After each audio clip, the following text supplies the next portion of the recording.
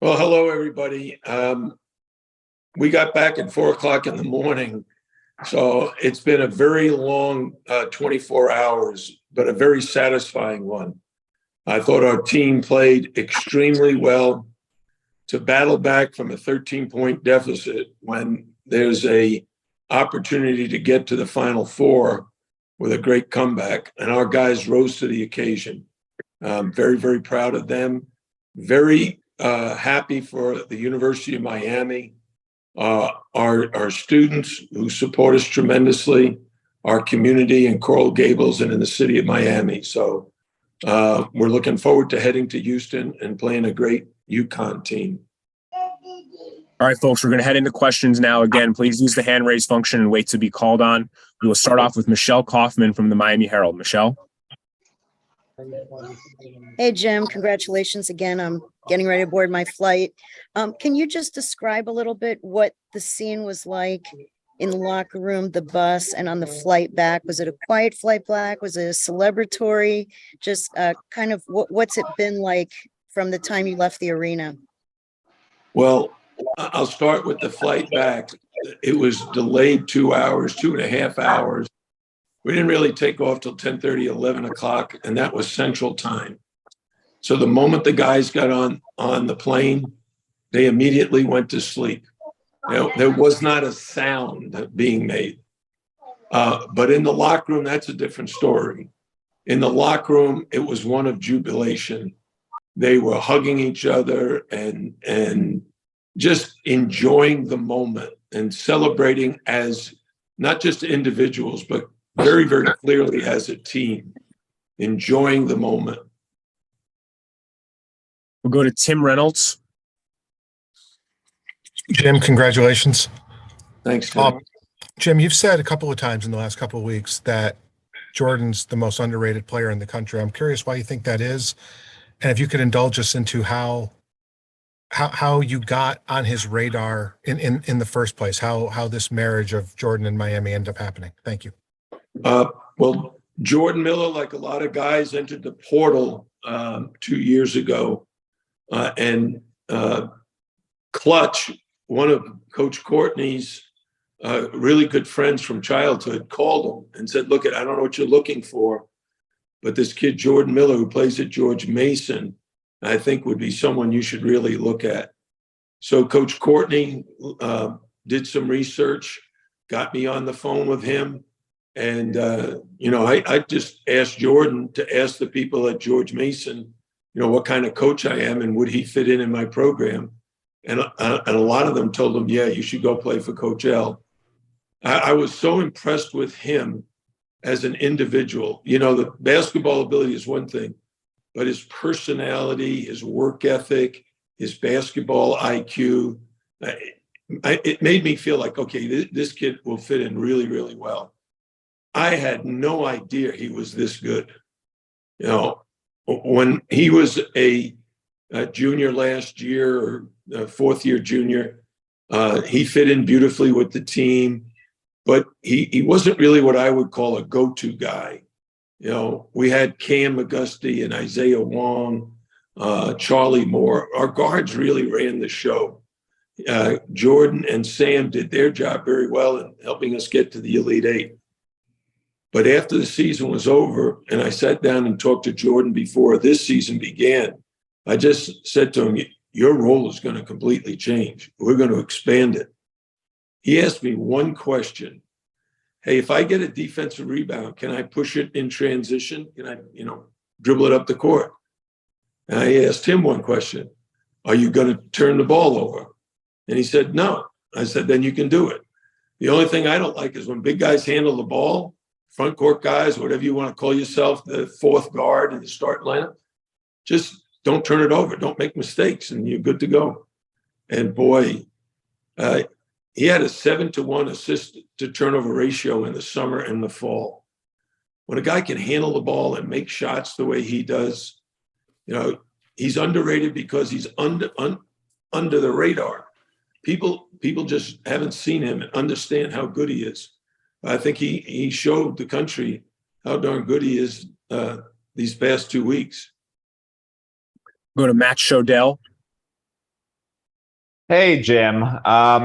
So I was curious about this. You know, the football team always sort of branded that us against the world. You guys have sort of picked that up with a different slogan, "Don't pick us."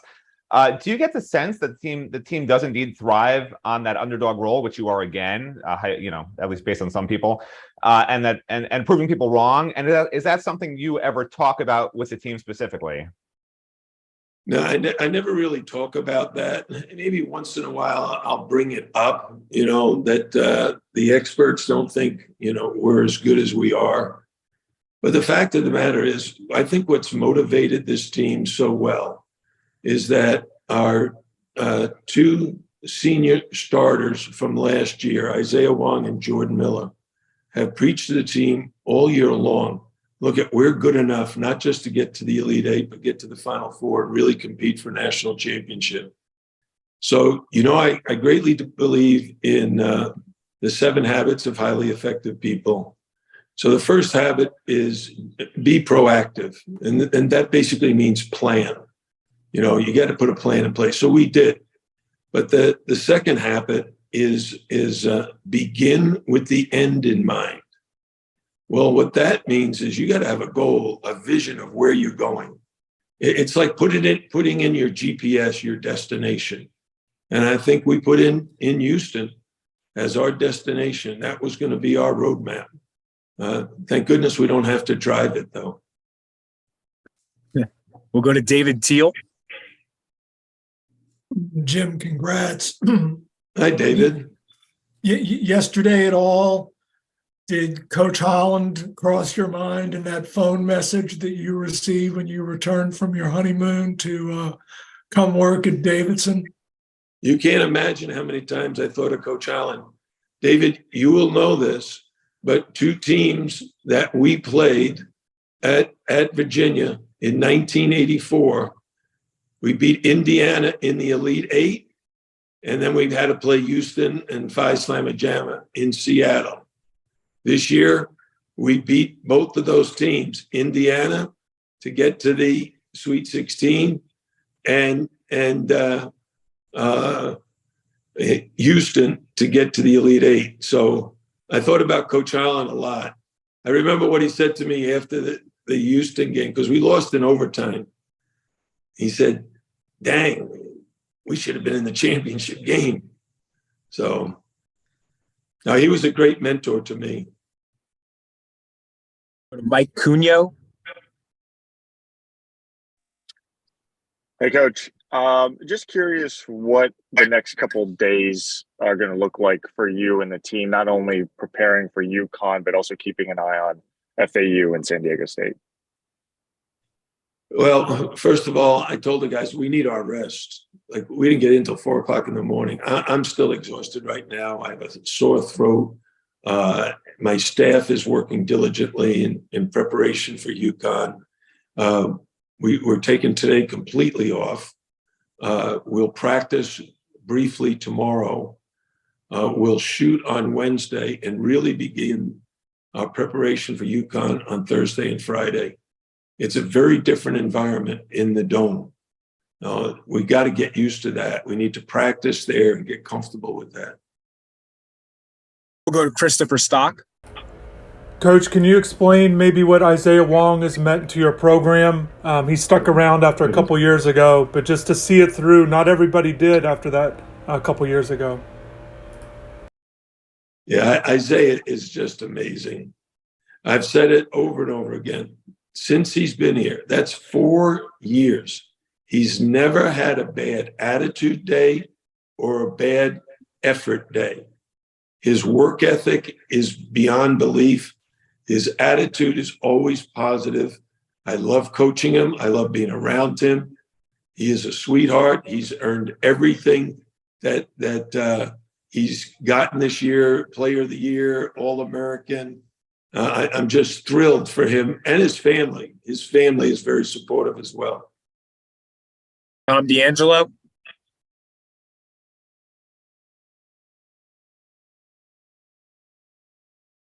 Tom, we can't hear you. Hi, Hal Habib sitting in for Tom. Coach, first, thanks for taking the call and congratulations on making the Final Four. I wanted to ask you just about geographically. I know you're focused on your team, but the fact is, two schools within 52 miles of each other are going to the Final Four. What do you think that means to this region and the significance moving forward for the basketball world here? Well, I got a very thoughtful and nice text from Dusty May right after we beat Texas yesterday. And I immediately text him back. And I think it's wonderful for our region. You know, I think everybody recognizes that the state of Florida, and especially like the city of Miami, Fort Lauderdale area, is great, absolutely great and fertile territory in football and in baseball. But we've also produced some very good basketball players, and hopefully now some of the young kids who watched us play in the Elite Eight, watched FAU win, advance to the Final Four. Hopefully some of those young kids will pick up the round ball and start bouncing it and shooting it. And there'll be some great prospects. There's already some terrific prospects in high school right now, guys who are McDonald's All-American types. And I'd like to see that number grow. We'll go to Joe Aruda. Hi, Coach. Joe Aruda for the Hartford Current. I was just wondering if you could reflect on, your 2006 Elite Eight win with George Mason over UConn, and just what are your first thoughts on this UConn team? Well, the UConn team of 2006 was an overwhelming favorite because we were an 11th seed. They were the number 1 seed. I think everybody thought, despite the fact we got to the Elite Eight, that we had no shot because of UConn's size. And their front court was 6'9", 6'10", 6'11". Our front court was 6'4", 6'5", 6'7". And quite honestly, there's a lot of similarities now because we're like 6'4", 6'6", 6'7", and UConn is huge.